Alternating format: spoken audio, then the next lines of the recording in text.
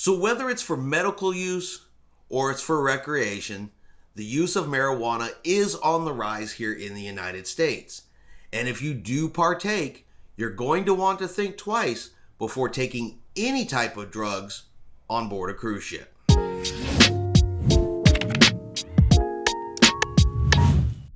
Chris here with High Seas Cruising, and welcome to today's cruise tip video.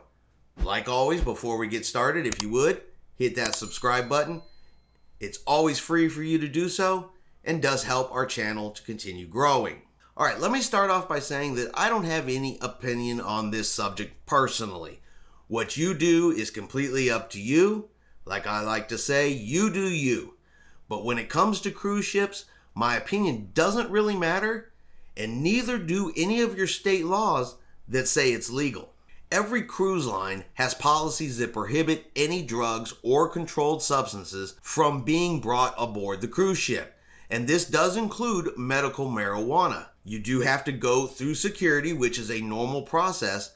However, something to remember is that cruise ports often also use drug sniffing dogs and machines that are specifically looking for any illegal substances. Now, you can always try to sneak it on board. That's going to be your choice. But good luck, because if you get caught, you are definitely going to have a bad day. In 2018, 24 people were arrested trying to board a Norwegian cruise line ship while in possession of illegal drugs at Port Canaveral. So you might be thinking, you know what, this won't happen to me. But you know what, people get caught way more often than you think they do. In 2018, an American was arrested on the island of Bermuda for possession of marijuana while trying to board Royal Caribbean's Anthem of the Seas.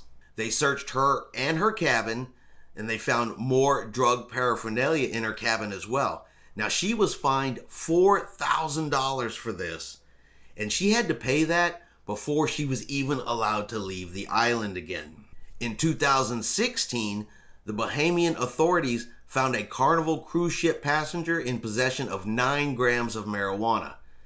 He ended up with a choice of a $500 fine or 3 months in a Nassau jail. So again, the choice of whether to try sneaking drugs on board a cruise ship, that's completely up to you.